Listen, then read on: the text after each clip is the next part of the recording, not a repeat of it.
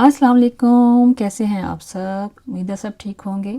आज मैं आपके साथ शेयर कर रही हूँ फ्रोज़न लच्छा पराठा, जो आप बनाकर आराम से रमज़ान के लिए 1 महीने के लिए फ्रीज़ कर सकती हैं। और आप इस तरह के डिफरेंट पराठे बना के रख सकती हैं। आलू वाले बना लें, चिकन वाले बना लें, मूली के पराठे बना लें। इससे ये होगा कि कुछ लोग रमज़ान में सहरी के टाइम पे उन्हें सालन की ज़रूरत होती है, तो इस तरह से अगर ये स्टफिंग वाले पराठे बना के आप फ्रीज़ कर देंगी तो आपको बहुत ज़्यादा सहूलत हो जाएगी। तो यहाँ पर मैंने आटा लिया है, 5 कप जो है मैंने चक्की का आटा लिया है। 1 कप मैंने डाला है इसमें कॉर्न मील, जो मैं ये वाला इस्तेमाल करती हूँ। अगर आपके पास ये मकई का आटा नहीं है तो आप इसकी जगह बारीक सूजी डाल सकती हैं। 1 टीस्पून मैंने इसमें डाला नमक, 2 टेबलस्पून मैंने इसमें डाली थी पाउडर शुगर।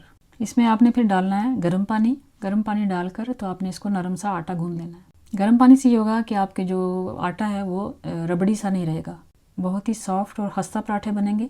तो ये सारे आटे को मैं गूंद लिया है मैंने, और इसको अब हम देंगे आधे घंटे का रेस्ट देंगे। थोड़ा सा मैंने ऑयल लगा रही हूँ इसके ऊपर। इसको अब हम देंगे आधे घंटे का रेस्ट। उसके बाद हम इसके बनाएंगे पेड़े, और फिर मैं आपके सामने रोल करके दिखाऊंगी कि मैंने इसके अंदर क्या क्या डाला है। आटे को अच्छा सा रेस्ट मिल गया है और ये देखिए कितना सॉफ्ट सा हो गया है। तो अब मैं इसको डिवाइड करने लगी हूँ। मैंने एक पेड़ा जो लिया था वो 125 ग्राम का लिया था, तो आप बड़ा या छोटा जो है अपने हिसाब से कर लीजिएगा। तो पेड़े हमने बना के रख लिए हैं, तो अब मैं इनको रोल करने लगी हूँ। पेड़े बनाने के बाद इनको रेस्ट करने की ज़रूरत नहीं है, क्योंकि ये गर्म पानी और मकई के आटे की वजह से ये इतने खस्ता होता है कि आप इसको फ़ौरन रोल कर सकते हैं। तो मैं आपके सामने एक रोल करूँगी और आपको बताऊँगी कि आपने इसी तरह सबको रोल करना है, क्योंकि फिर अगर मैं आपके सामने सारे रोल करूँ तो फिर आप वीडियो स्किप करना शुरू हो जाते हैं और कहते हैं कि वीडियो बहुत लंबी है। इसलिए मैं इसको इतना लंबा नहीं करूँगी, बस इसको आपके सामने एक सिर्फ रोल करूँगी। और इसको गोल या टेढ़ा मेढ़ा हो जाए तो उसकी कोई फ़िक्र नहीं है, आपने इसको पतला पतला बेलना है। ये देखिए इतना सारा पतला इसको आपने रोल करना है। तो इस तरह से सारे पेड़े आपने रोल करके रखते जाने हैं। स्टफिंग के लिए मैंने यहाँ पे लिए हैं सब्ज़ प्याज। ये सब्ज़ प्याज है, बारीक काट लिए हैं। ये पार्सले हैं, इनको भी मैंने बारीक काट लिया है।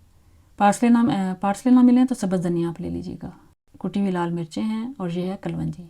अब मैं आपको दिखाने लगी हूँ कि आपने इनको लेयर्स कैसे बनानी है। अब पहले जो मैंने एक रोल किया था पराठा, इसके ऊपर ये मक्खन और तेल को मैंने गर्म किया है, ये हमने इसके ऊपर लगाना है। उसके बाद मैं इसके ऊपर डाल रही हूँ खुश्क आटा छिड़क के, कटा हुआ सब्ज़ प्याज डाल लें। सेकंड इसके ऊपर जो रोल की थी रोटी वो रखेंगे। मक्खन हमने ये जो मेल्ट किया हुआ मक्खन है ये हम लगाएंगे उसके ऊपर। आटा छिड़कना है और उसकी कलवंजी डालनी है। तीसरी रोटी डालेंगे जो रोल की हुई थी, इसके ऊपर भी मक्खन लगाएंगे। अब मैं लगा लूँगी इसके ऊपर सूखा आटा, और फिर पार्सले आ जाएंगे इसके ऊपर। फिर इसके ऊपर जो है 4th रोटी है वो डालेंगे। वही मक्खन वाला प्रोसेस दोबारा रिपीट करेंगे, और फिर मैं इसके ऊपर सूखा आटा छिड़क के ये चिली फ्लेक्स ऊपर डालूँगी। डाल के तो आपने इनको इस तरह से बारीक बारीक पट्टियों में काट लेना है। इस तरह से आपके एक टाइम पर 4 पेड़े बन जाएंगे। आपने इनको इस तरह काट के, और फिर आपने चारों को इनको इस तरह से पट्टियों की शक्ल में ना आपने इनको रोल करना है इस तरह से, और ये 4 बनाने हैं आपने। अगर आपको इस तरह से मुश्किल लगे तो आप एक रोटी बेल कर आपने ये चारों स्टफ़ जो फिलिंग्स हैं ये उसके ऊपर छिड़क देनी है। छिड़क के तो आपने इसी तरह से पट्टियाँ काट के आपने एक पेड़ा बना लेना है, जिस तरह से आपको ईजी लगे।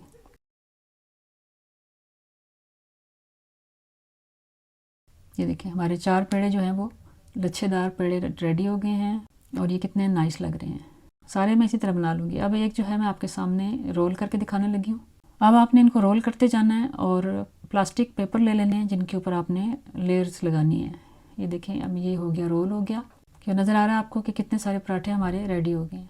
आपको मैं एक प्लेन पराठा रोल करके दिखाने लगी हूँ। ये देखें, इसको आपने मक्खन वाला मेज़ा लगाया, उसके बाद इसके ऊपर आटा छिड़का खुश्क, और इसको इसी तरह से पट्टियों में काट के आपने, तो उसी तरह से आपने इनको रोल करके, तो ये एक पराठा बनेगा आपका।